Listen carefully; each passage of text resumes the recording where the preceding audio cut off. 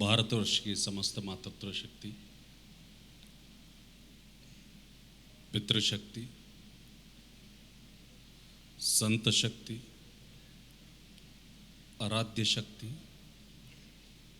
जिन जिन महापुरुषों ने, स्वतंत्र वीरों ने हमारे राष्ट्र को स्वतंत्रता दिलवाने के लिए, हमारे राष्ट्र को अपना स्वाभिमान जीवंत रखने के लिए, हमारे राष्ट्र की संस्कृति की अक्षुण्ण रक्षा की, ऐसे समस्त स्वतंत्र वीरों को, अमर शहीदों को, संत महात्माओं को,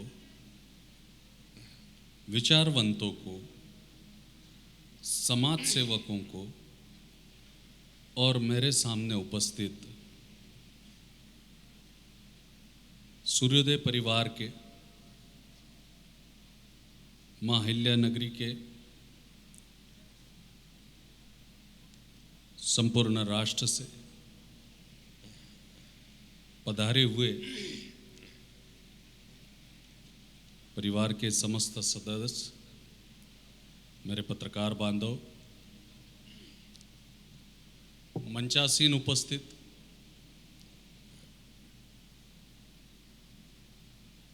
परम श्रद्धेय, परम आदरणीय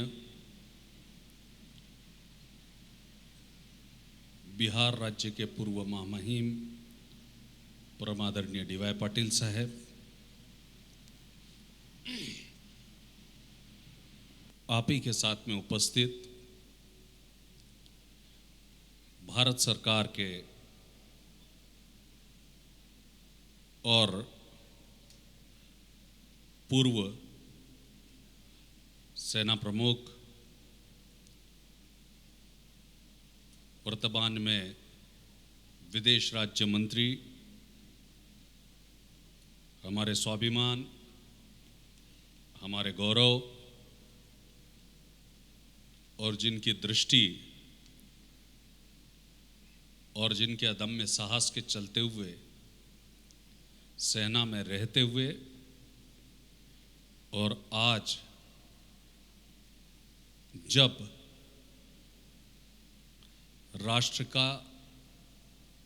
राष्ट्र की सेवा करने का एक अलग उन्हें योग आया है, उसमें भी संकट में फंसे भारतीयों को भारत लाने का कार्य हो। आप ही के साथ में उपस्थित संतों में अजमेर शरीफ के गद्दी नशीन परम श्रद्धेय मेरे बंधु डॉक्टर सैयद मोइन उस्मान इरफानी बाबा साहेब, आप ही के साथ में उपस्थित शकील बाबा साहेब,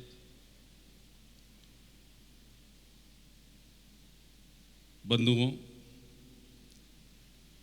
उपस्थित मान्यवरों में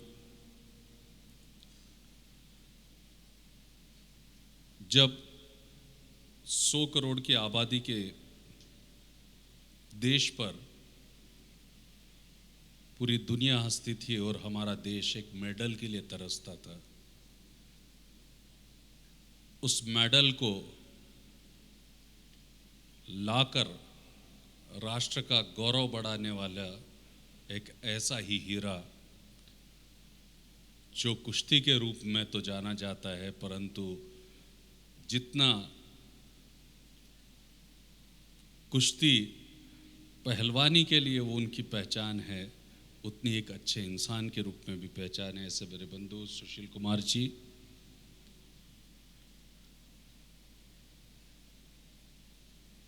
अगर किलों के बारे में अगर जानना है,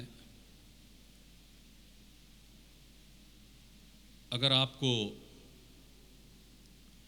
भटकते रहना है जंगलों में,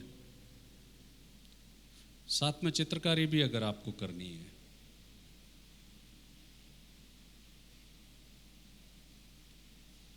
तो ऐसे में मेरे मित्र, मेरे बंधु,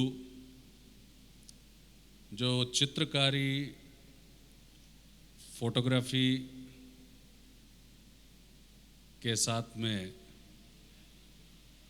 किलों के साथ साथ प्राचीन भारत का दर्शन और वर्तमान भारत का दर्शन और विविध कला क्षेत्र के माध्यम से सेवा करते हुए मिलिंद गुणा जी साहब,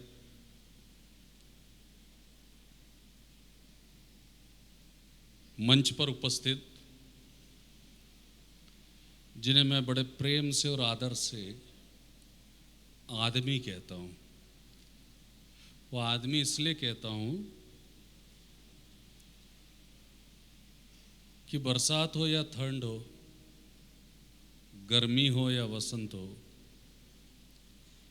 वो तो सिर्फ एक ही बात करते हैं, अभी जिंदा हूं तो जीने दो और आप सब भी जियो।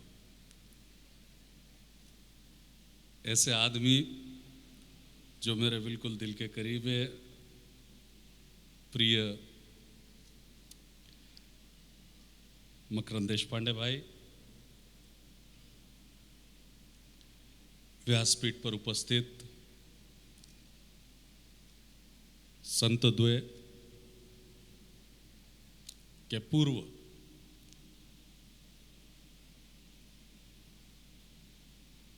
पूरे सिनेमा सृष्टि में एक सहज तरह से जीवन का निर्वहन या फिर भूमिका का निर्वहन कैसे किया जाता है। गंभीर भूमिका हो, हास्य की भूमिका हो, जिसकी आंखों में कभी प्रेम बरसता हो और कभी आंखों से शोले बरसते हो, और ऐसे शोले कि जिसे रात भर एक नाइट ड्रीम की तरह या फिर स्वप्न की तरह आदमी सोचने पे बाध्य होता हो, ऐसे उपस्थित आदरणीय गोविंद नामदेव जी, मंच पर उपस्थित आदरणीय सुश्री मल्लिका जी राजपूत, आपके अथक प्रयास और अथक प्रयत्न और आपके सारगर्भित भाव जो गुरु के प्रति होना चाहिए और जो गुरु के लिए थे, उसका समस्त भावों का सार, उन समस्त भावों का सार आज सार में समेटकर गुरु पूर्णिमा के पर्व पर प्रत्येक के पास पहुंचा। हम आपके हृदय से आभारी हैं कि आपने जो एक अथक प्रयत्न किया।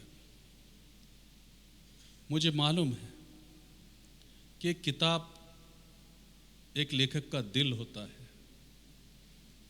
एक किताब लेखक के एक बच्चे के समान होता है, एक किताब एक लेखक के लिए माँ के समान होती है, एक किताब एक लेखक के लिए पिता के समान होता है।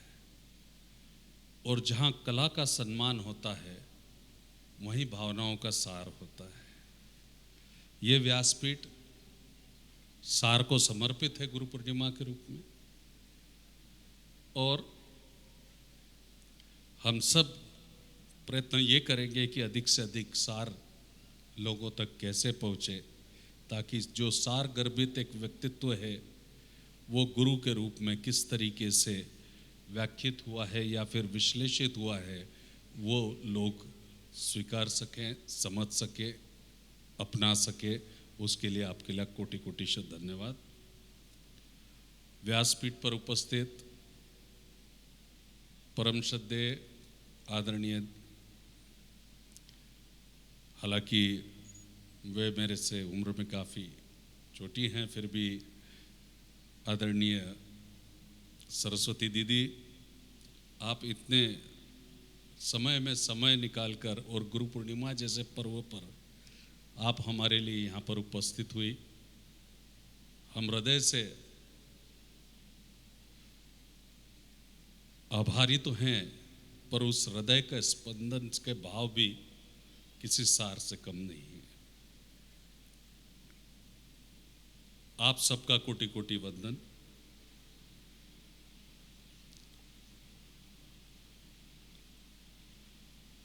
गुरु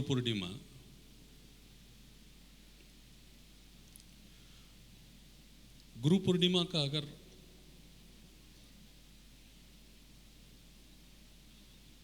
जब शब्द हमारे कानों पर आता है तो एक आकार और एक आकृति निर्माण हो जाती है, हमारे सामने आती है, कल्पना में, विचारों में।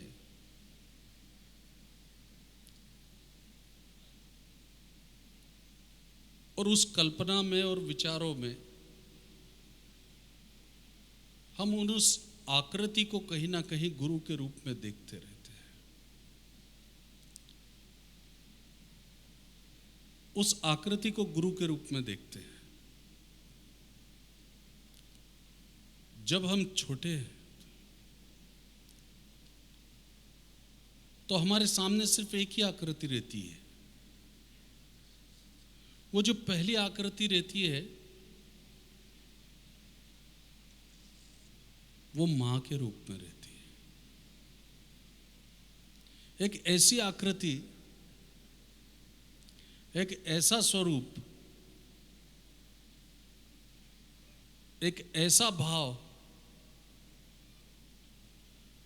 जो आपको उत्पत्ति से विरक्ति तक और विरक्ति से मुक्ति तक लेकर जाने के लिए सक्षम होता है। तो ऐसा ही तो गुरु का कार्य होता है। तो गुरु पूर्णिमा के पर्व पर सर्वप्रथम जो प्रथम गुरु होता है वो वंदनीय मां होती है। हमें ज्ञान नहीं होता क्या गर्म है क्या ठंडा है। हमें ज्ञान नहीं होता क्या अच्छा है क्या बुरा है। हमें तो ज्ञान ही नहीं होता कि हम इंसान हैं, मनुष्य हैं, आदमी हैं। हम कौन हैं। जन्म तो हम ले लेते हैं। हमेशा कहा जाता है कि आपका जन्म आपको खोजने के लिए हुआ है, पर आपको तो खोजकर मां पहले ही दे देती है कि तुम्हारा जन्म जीवन को सार्थक करने के लिए हुआ है और उस सार्थकता के लिए मैं तुम्हें संस्कार देती हूँ। उस जीवन को सार्थक बनाने के लिए मैं तुम्हें संस्कार देती हूँ और पास में खड़े हुए दूसरे गुरु से मिलाती है और कहती है कि ये संघर्ष तुम्हारे साथ खड़ा हुआ है जो पिता के रूप में तुम्हारे सामने है, जो पिता के रूप में तुम्हारे सामने है। हम कौन हैं? हम इंसान हैं, हम व्यक्ति हैं। हमारे विचार कैसे होना चाहिए, हमारे आचार कैसे होना चाहिए, हमारे आहार कैसा होना चाहिए, हमारा विहार कैसा होना चाहिए, हमारा योग कैसा होना चाहिए, हमारी निद्रा कैसी होनी चाहिए, ये कौन सिखाता है?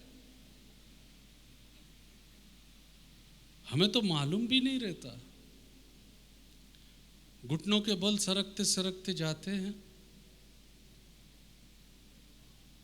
अगर कहीं चूल्हा जल रहा रहता है, उस गरम तवे पर हाथ रखने की कोशिश करते, माँ पीछे से आती है, पकड़ती है और कहती है हाँ।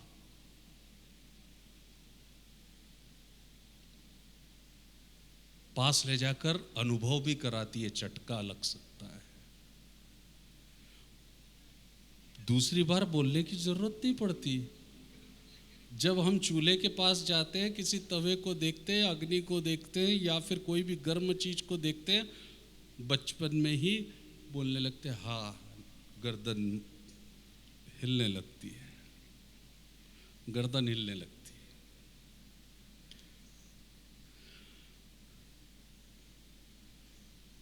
जब कोई अच्छी बात रहती है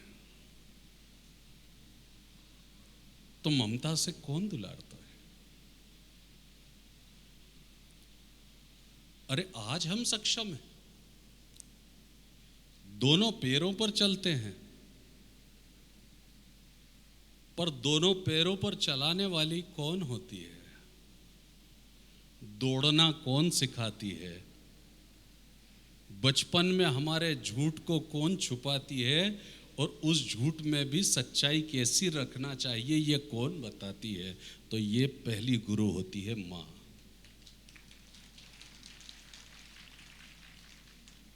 तो जो पहला व्यक्ति मां का नहीं होता,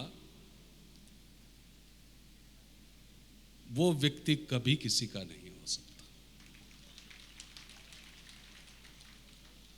वो अपने गुरु का भी नहीं हो सकता जिससे वो नाम लेता है, स्मरण करता है या फिर उसके विचार करता है या उसके विचारों के अनुसरण के लिए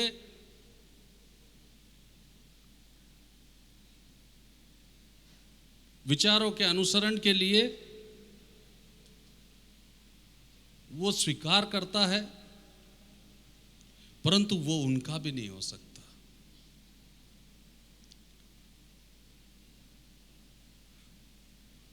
उस्ताद गुलाम अली साहब का एक छोटा सा उदाहरण है। किसी पत्रकार ने उनसे एक बार पूछा था कि आपकी सबसे बड़ी मिल्कियत क्या है? आपकी सबसे बड़ी मिल्कियत क्या है और सबसे बड़ा आपके जीवन का जो है संपत्ति क्या है? आपके जीवन की सबसे बड़ी संपत्ति क्या है? उसी समय गुलाम अली साहब ने 10 रुपया निकाल कर दिखाया। ये 10 रुपया जो मेरे गुरु ने मेरे को दिया था, ये मेरी जीवन की सबसे बड़ी संपत्ति है। 10 रुपया जो मेरे को गुरु ने दिया था। तो गुरु को हम कभी कभी धर्म के रूप से ही जोड़कर देखने लग जाते हैं, और मुख्यतः गुरु पूर्णिमा ये धार्मिक क्षेत्र में ही मान्यता प्राप्त हो गई है। परंतु कभी लाखों सैनिकों के, करोड़ों सैनिकों, लाखों सैनिकों के गुरु रहे सेना प्रमुख भी जो है, आज उनकी भी गुरु पूर्णिमा है। जो आज गोविंद नामदेव साहब के पास से कला सीख रहे हैं, वो भी आज गुरु पूर्णिमा के रूप में जो है उनको स्मरण कर रहे होंगे। और जो पहलवान साहब के चेले अभी मट्टी या गद्दे पर शाम के टाइम पे लड़कर अपनी थकान मिटा रहे होंगे, तो अपने गुरु को याद कर रहे होंगे। कोई फोटोग्राफी में, कला के क्षेत्र में किलों को जीतने के लिए और किलों को खोजने के लिए और किलों के वैभव और सुंदरता को, खंडर को वैभव पूर्ण फिर से कैसे बनाया जाए बताने के लिए अपने गुरु मिलिंद गुणा जी को खोजते होंगे। और कोई ना कोई कहीं ना कहीं फिर से ड्रामा या फिर किस तरीके से नाटक या थिएटर में अपने आप को जो है अपने गुरु से किस तरीके से सहजता की अधिकार सीखा जा सकता है या फिर सहजता का स्वरूप सीखा जाता है, ये बताने वाले बहुत अच्छे थिएटर के कलाकार के रूप में आज कहीं ना कहीं पर आज मकरंद भाई देशपांडे होंगे। आज अजमेर है, लाखों करोड़ों लोगों का गुरु स्थान है, कोई विशेष संप्रदाय का नहीं है, मानवता का है। सूफी का अर्थ ही क्या होता है?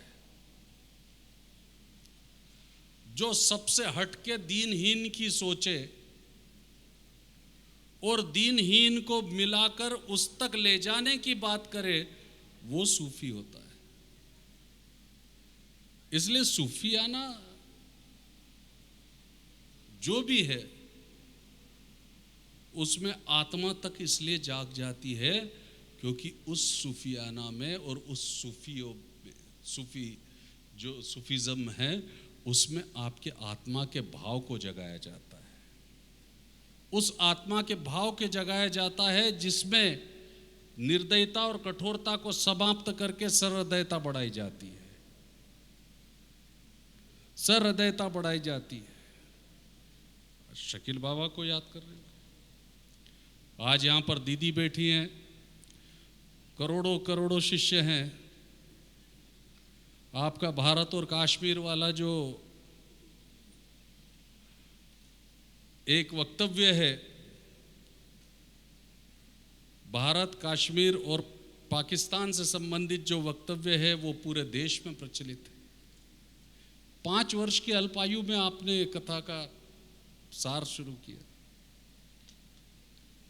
करोड़ों शिष्य होने के बाद में भी आज आप हमारे लिए समय निकाल के धर्म क्षेत्र से लेखन के रूप में मल्लिका जी हैं। आज इनका सार प्रेरणा बन के कितने युवाओं को प्रेरणा देगा, इसका भाव भी सबसे बड़ा है। तो कहने का अर्थ यह है कि सीखने को जीवन में कैसे मिलता है। सब तो लोग बोलते हैं कि गुरु गुरु गुरु गुरु। मेरा कहने का अर्थ यह है कि मैं दीदी से पूर्णतः सहमत हूं। मैं हमेशा बोलता हूं कि जिससे भी कुछ सीखने को मिलता है वो आपका गुरु होता है, पर सबसे पहला गुरु आपकी मां होती है। मैं आपको एक बात बताना चाहता हूं। एक बार मेरा एक मित्र, छोटा था मैं बचपन में, मेरा एक मित्र मुझे घर लेने आया और मेरे को बोलता है कि चलो कुछ कार्य है, मेरा एक कार्य है, अपन उसको करने चलते हैं। मैं उसके साथ चले गया। जब हम वापस लौट रहे थे तो आधे रास्ते में उन्होंने कहा कि अधूरे रास्ते में उन्होंने मुझसे कहा कि मुझे कुछ अन्यत्र जगह पे जाना है, कोई दूसरा कार्य है, इसलिए आप यहां से चले जाइए, आप स्वयं निकल जाइए। घर पर पहुंचा, मां ने पूछा कि जो मित्र तुम्हारे को लेके गया था वो कहां पर है, वो क्यों छोड़कर नहीं गया, तुम क्यों से आए अकेले। तो मैंने बोला उसको दूसरा कार्य था इसलिए वो छोड़कर चले गया। मां ने कहा जो अपने कार्य के लिए लेकर जाए और कार्य पूर्ण होने के बाद में अधूरे में छोड़कर जाए, उस पर कभी विश्वास नहीं करना चाहिए। तो जो आपको पूर्णता तक लेकर जाए, आपको संपूर्ण कार्य बताए, आपको संपूर्ण कार्यों की क्षमता निर्माण करे, जो आपकी आत्मिक, बौद्धिक, शारीरिक तीनों क्षमताओं का बरोबर तरीके से उपयोग कर सके, आपकी ऊर्जा शक्ति को पहचान सके, नकारात्मकता से सकारात्मकता को निर्माण कर सके, प्रभा मंडल को विकसित करके नकारात्मक शक्तियों का दमन करते हुए सकारात्मक शक्तियों का जो है उदय कर सके, और उस उदय के साथ में इस तरीके का व्यक्तित्व और प्रभावी बना सके कि आपके विचार दर्शन और कर्म दर्शन दोनों समान रूप से हो, ताकि आत्मा और शरीर बुद्धि के साक्ष्य में इस तरीके से संतुलन साधे कि हमारे पास में ब्रह्मा, विष्णु और महेश, विष्णु आत्मा के रूप में, बुद्धि के रूप में ब्रह्मा और शरीर के रूप में महेश, ये 3 गुरु जो है अपने आप में जो है निर्माण करते रहे। भारत विश्व गुरु बने हम बोलते हैं, तो ये गुरु पूर्णिमा तो संपूर्ण भारतवर्ष की है। पर हम भारत विश्व गुरु बने क्यों बोलते हैं? हम भारत माता क्यों बोलते हैं? दीदी ने भारत माता के संबोधन के जयकारे के नारे लगाए। भारत माता, इसमें ही अर्थ आ गया, अर्थात जो तुम्हें पहचान देता हो, जो तुम्हें पहचान देता हो, जो तुम्हें संरक्षण देता हो, जो तुम्हें जीवंत रखता हो और स्वाभिमान के साथ में तुम्हारे को आजादी के साथ जीने का मादा सिखाता हो, वो सिर्फ मां कर सकती है और ये भारत में होता है। यहां पर वसुदेव कुटुंबकम है, क्योंकि ये मां बोलती है कि हम सब एक हैं, इसलिए भारत को मां बोला जाता है। किसी देश को मां नहीं बोला जाता, किसी अन्य देश को मां नहीं बोला जाता। आप अगर देखेंगे तो गुरु के रूप में भी अगर आप देखो तो 16 वर्ष का जो संत दुख में से सुख खोजकर, दुख में से सुख खोजकर प्रकाश की वेग की गणना करते हुए, प्रकाश की वेद की गणना करते हुए अमृतानुभव रूपी विश्व शांति का सार्थ पसायदान ध्यानेश्वरी के साथ में दे के जाता है और 21 वर्ष के अल्पायु में जो है समाधि, 112 दिन की आयु में समाधि ले लेता है। ऐसे संत ध्यानेश्वर जो है उनको भी माउली कहा जाता है, गुरु को भी मां कहा जाता है। तो भारत माता मां क्यों? कि तुम सब एक साथ रहो, इसलिए समता समरसता ये भारतवर्ष का मूल अर्थ है। सामाजिक एकात्मकता ये भारतवर्ष का मूल भाव है, ये भारत माता का मूल भाव है। किसके साथ भारत माता भेद करती है?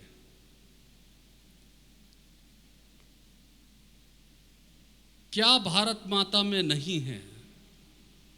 क्या गंगा मां भारत माता में नहीं? क्या कैलाश पर्वत भारतवर्ष में नहीं है? क्या हिमालय भारतवर्ष में नहीं है? क्या हिंद महासागर भारतवर्ष में नहीं है? इस भारतवर्ष में रामकृष्ण परमहंस पैदा हो, स्वामी विवेकानंदा ने जन्म लिया हो, और जिस देश में ऐसे ऐसे नायक हों जिसे चंद्रशेखर आज़ाद के रूप में और कहीं ना कहीं पर हम शहीद भगत सिंह के रूप में याद करते हों, जो 23 साल की उम्र में जो है शहादत का गुरुत्व कैसा होता है ये आपको पता चले जाता है। मित्रों, गुरु पूर्णिमा का अर्थ व्यक्ति पूजा नहीं होता, और इसलिए वसुदेव कुटुंबकम की जो संकल्पना है उसमें व्यक्ति पूजा नहीं है, विचार पूजा है, कि सबके विचारों को लिया जाता है।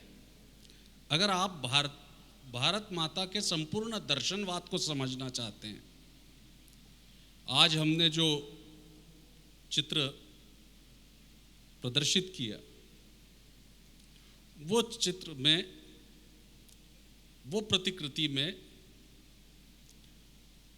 भारत माता है, समाज माता है और मानवता की माता है। क्यों?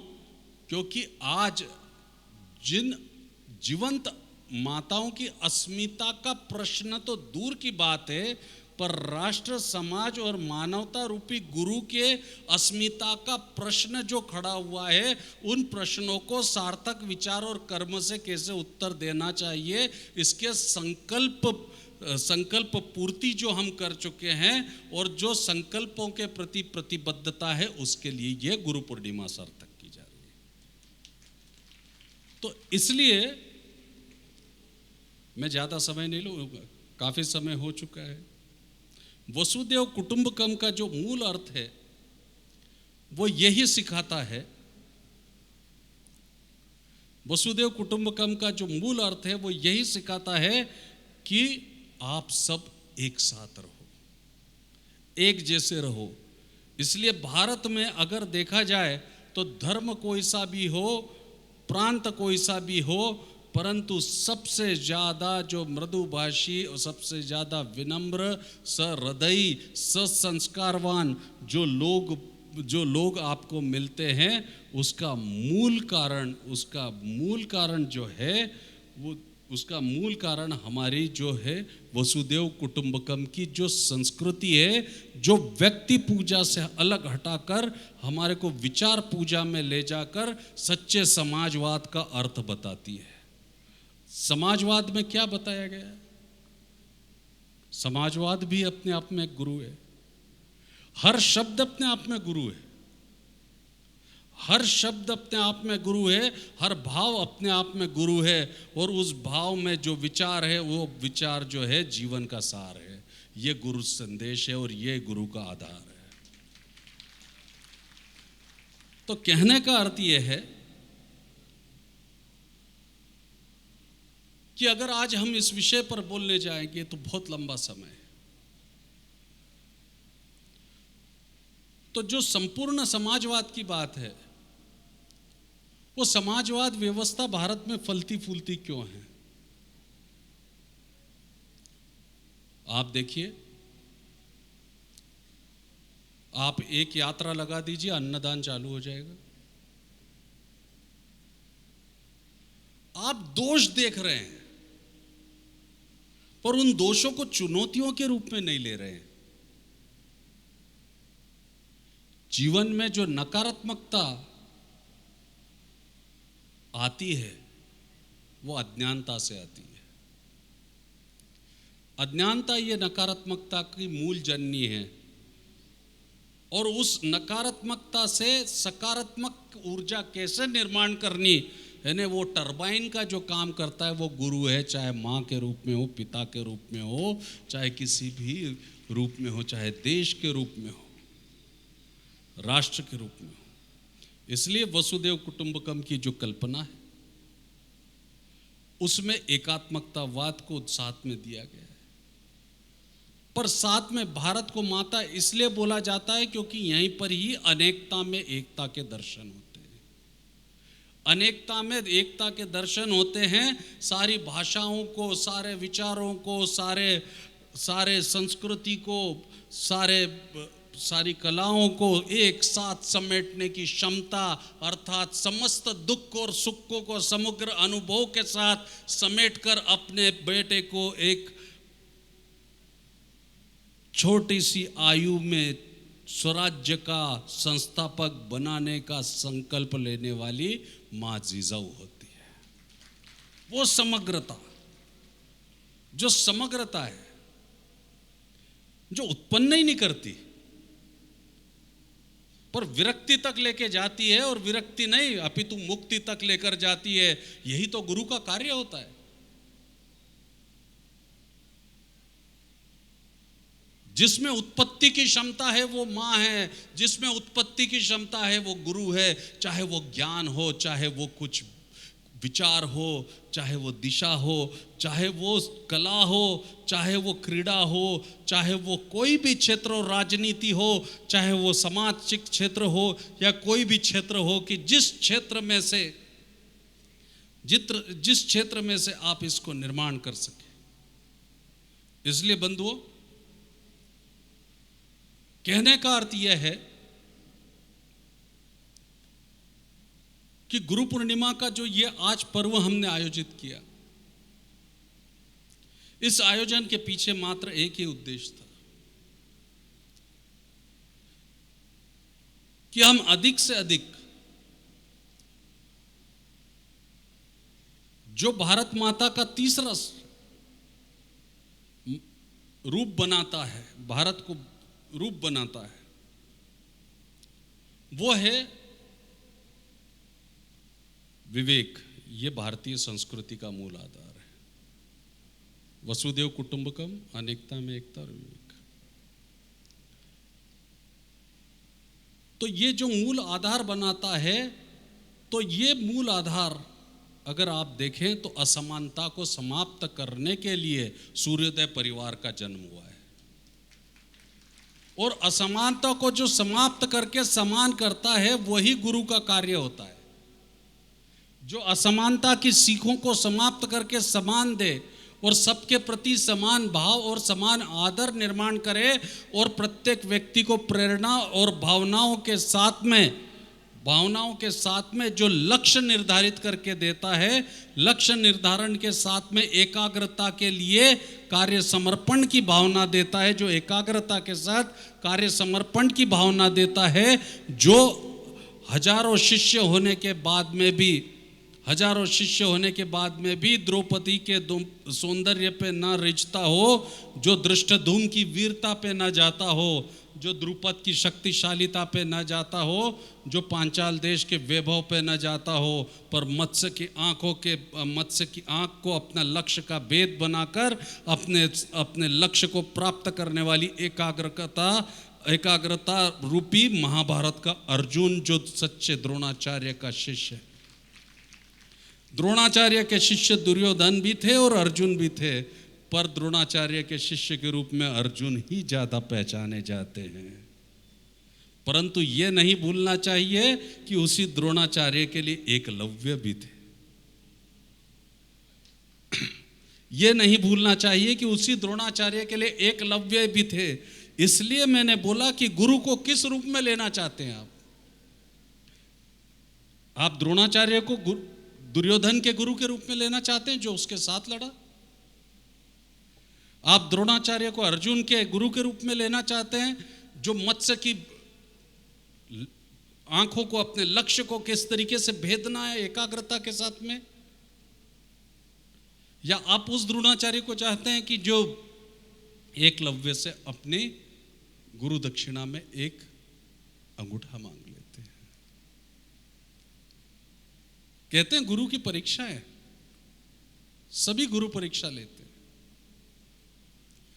परमात्मा भी तो यही बोलता है, हम भी परीक्षा लेते हैं। मैं कभी भी किसी भी रूप में, किसी भी स्थिति में कभी भी तेरे सामने आ जाऊंगा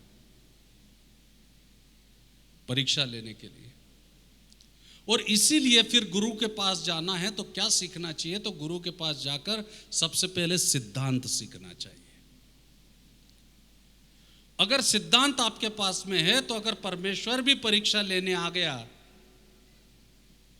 तो आप उससे इसलिए नहीं डिगोगे क्योंकि परमेश्वर ने कहा कि मैं परीक्षा लेने आऊंगा, इसलिए अपने सिद्धांतों से समझौता मत करना।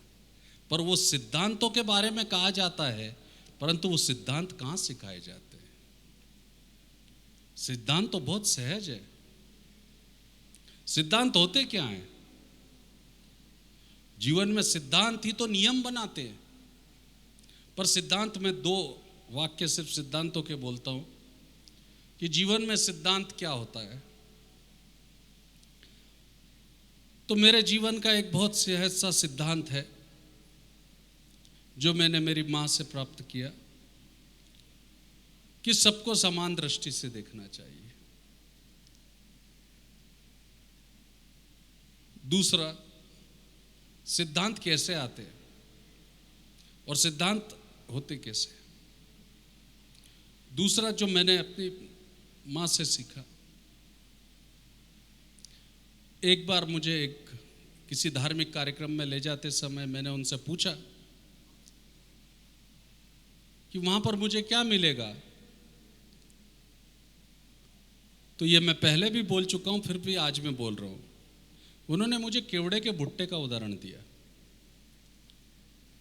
कि कीचड़ में उगता है, हाथ लगाना कठिन होता है, देखने में अच्छा नहीं लगता, परंतु उसमें 99 अवगुण होते हैं, पर एक गुण उसका जो सुगंध रहती है वो 99 अवगुणों को छुपा लेती है। बस उसी दिन से मैंने संकल्प लिया कि किसी में अवगुण न देखते हुए सबसे पहले सद्गुण देखेंगे।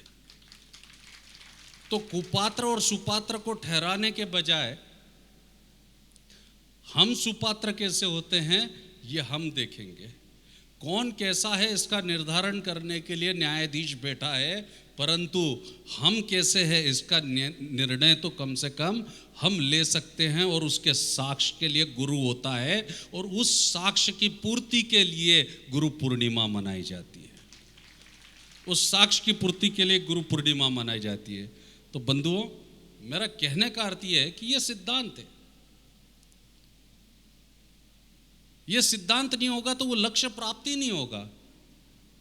अब वो जो लक्ष्य है, वो लक्ष्य जब आपको प्राप्त होता है तो उससे संतुष्टि मिल जाती है, एक सेटिस्फैक्शन मिलता है। तो कहते हैं कि हम गुरु के पास में जाने के बाद में बड़ी संतुष्टि मिलती है, मिले कि बड़ी संतुष्टि मिलती है, बड़ी ऊर्जा प्राप्त होती है, सकारात्मक ऊर्जा प्राप्त होती है।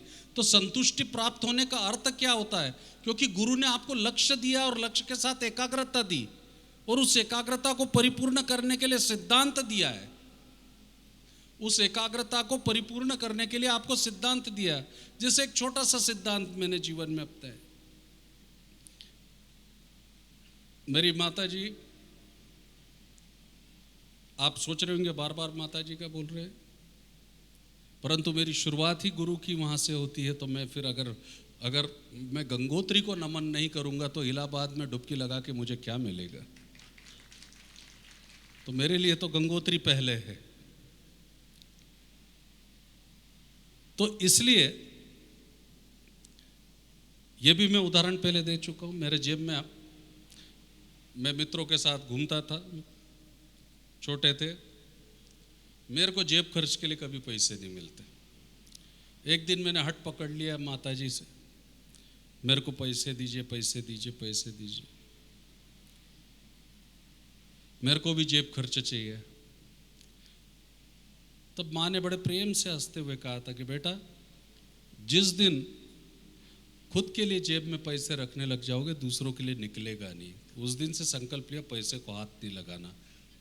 ऐसे मोह और माया को कैसे माँ त्यागवा देती है क्या, और संतुष्टि कैसे प्राप्त होती है, ये माता पिता और गुरु का रूप ही आपको बता सकता है। या फिर जो युगातीत व्यवस्था, प्रवृत्ति, मानसिकता को पहचान कर आपको प्रतिकूल से अनुकूल बनाने का अज्ञानता से ज्ञान दे देता है, वही गुरु आपको बता सकता है, वही गुरु आपको सार्थक रूप से ज्ञान दे सकता है। गुरु होता क्या है? जो प्रवृत्ति को पहचान ले, जो परिस्थिति को पहचान ले, जो व्यवस्थाओं को पहचान ले, जो चुनौतियों को पहचान ले, जो उद्विग्नता को पहचान ले, जो परेशानियों को जान सके, मानसिक पीड़ा को समझ सके, आत्मिक पीड़ा को समझ सके, शारीरिक पीड़ा को समझ सके, सारी पीड़ाओं को अपने ऊपर लेने वाला, और अपनी पीड़ा से उनको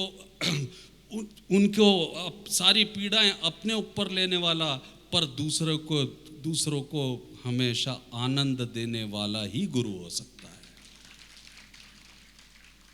इसलिए मेरा कहना है कि व्यक्ति पूजक मत बनिए। व्यक्ति पूजक बनकर मानसिक गुलामी भोक्त कर लिए, यह आपकी विरक्ति में सबसे बड़ी बाधा है। क्योंकि जब तक आप उस व्यक्ति के मोह में अटके रहेंगे या उलझे रहेंगे, तब तक आपको विरक्ति प्राप्त नहीं होती। और इस विरक्ति के लिए आपको, जब सिद्धांत आपके पास में जीवन में आते हैं, तो वो सिद्धांत क्या निर्माण करते हैं? नियम निर्माण करते हैं। वो सिद्धांत क्या निर्माण करते हैं? नियम। भाई, सुबह उठना चाहिए, ये किसने सिखाया?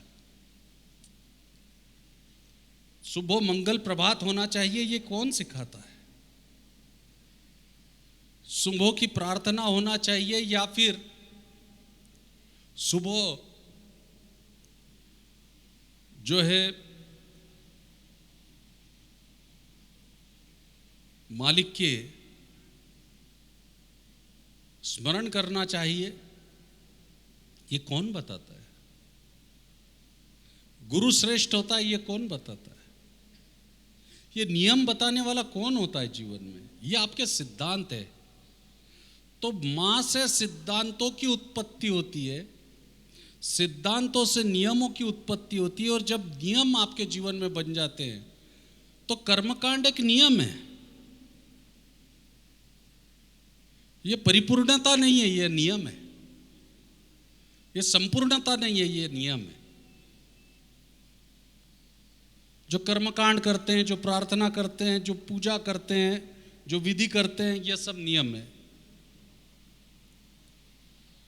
आप रोज क्यों स्नान करते हैं? ये नियम है। कोई दिन में 3 बार स्नान करता है, कोई 2 बार स्नान करता है। इससे क्या मिलता है? संतुष्टि। और संतुष्टि क्या देती है? विरक्ति। तो सिद्धांत और नियम विरक्ति देते हैं। सिद्धांत और नियम जब विरक्ति देता है क्या, तो उस सिद्धांत और नियम को जोड़ने के बाद में एक ऐसी मुक्ति प्राप्त होती है जो कि मोक्ष के समान होती है, और ऐच्छिक मुक्ति प्राप्त होती है। चाहे तुम मोक्ष का वर्ण कर लो, चाहे तुम मोक्ष का वर्ण कर लो, चाहे तुम मोक्ष का वर्ण कर लो, चाहे आप अपने वापस योनियों के जो है फिर से दूसरी योनियों के मार्ग को जो है स्वीकारना प्रारंभ कर लो। एक ऐसी मुक्ति जहाँ पर आप चिंतन करके अपने स्वयं के आत्मा को परमात्मा में विलीन करने का अधिकार प्राप्त कर लेते हैं। ऐसे दर्शनवाद को गुरु बोला जाता है, और ऐसे संपूर्ण दर्शनवाद की प्रक्रिया को गुरु पूर्णिमा कहा जाता है। इस दर्शनवाद को समझने के लिए आज बाजारवाद के इस युग में, व्यक्ति पूजा के युग में, जहाँ मानसिक गुलामिकता बनाई जा रही हो, प्रत्येक क्षेत्र में, प्रत्येक क्षेत्र के सद्गुणों को जो है चिंतन करना प्रारंभ करिए, उसे आत्मसात करिए, और आत्मसात करके जब उस पर आप आचरण लाएंगे तो उस आचरण से आप में समर्पण का बोध निर्माण होगा, और एक ऐसी सेवा निर्माण होगी जिसमें समानता के सिवा और कुछ नहीं होगा। और गुरु के पास में अलग अलग विचारों के शिष्य आते हैं, अलग अलग विचारों के और अलग अलग मतों के लोग आते हैं, अलग अलग कर्म करने वाले लोग आते हैं, पर गुरु के अपने विचारों और सिद्धांतों से, सिद्धांत और नियमों से सहमत होकर वो एक परिवार में बन जाते हैं। ये वसुदेव कुटुंबकम का स्वरूप होता है, और यही गुरु पूर्णिमा का आधार होता है। ये माँ से प्रारंभ होकर प्रत्येक व्यक्ति तक सिमटता है, प्रत्येक तत्व तक होता है, चाहे वो भूमि माता हो, जल माता हो, अग्नि माता हो, वायु माता हो, प्रतीकात्मक हो, स्वरूपात्मक हो, किसी भी स्वरूप में हो, परंतु हो गुण के रूप में, हो गुण के रूप में। जिस दिन गुण पूजक हो जाते हो, अवगुण का नाश होने लग जाता है, और अवगुण का नाश होते से ही अहंकार दूर जाकर विनम्रता आ जाती है, और जहाँ विनम्रता आती है तो सहजता चलती हुई आती है, और वही सहजता सरलता के साथ में तुम्हारे को जीवन का एक ऐसा अर्थ बता देती है कि आप इतने सरल हो जाते हो कि परमात्मा भी सामने खड़े हो जाता है।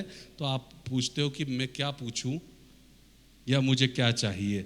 जिस दिन आप परमात्मा से प्रश्न पूछने लगें, उस दिन ये सोच लेना आपकी अज्ञानता दूर हो चुकी है। जब तक आप मांगते रहेंगे तब तक आप अज्ञानी हैं। जिस दिन आपने मांगना बंद कर दिया पर सीखना बंद नहीं करा, तब आप ज्ञानी हो चुके हैं, ये समझना। और उस सीख कर उसका अनुसरण कर लिया तो आत्मज्ञानी हो गए। यही गुरु पूर्णिमा के ऊपर मेरे को 2 शब्द कहने थे। जय हिंद, जय धन। मैं चाहता हूं सभी अपनी जोर से अपनी जगह पर खड़े होकर एक बार बहुत जोर से तालियां बजाकर हमारे परम आदरणीय गुरु जी के जो उद्गार आज निकले, एक एक शब्द उनका निसंदेह आपके हृदय तक पहुंचा होगा। और मैं विश्वास दिलाता हूं ये सारी बातें एक सीख के रूप में आपने अगर ली, उन्होंने बहुत अच्छा कहा, सीखना बंद नहीं करना चाहिए।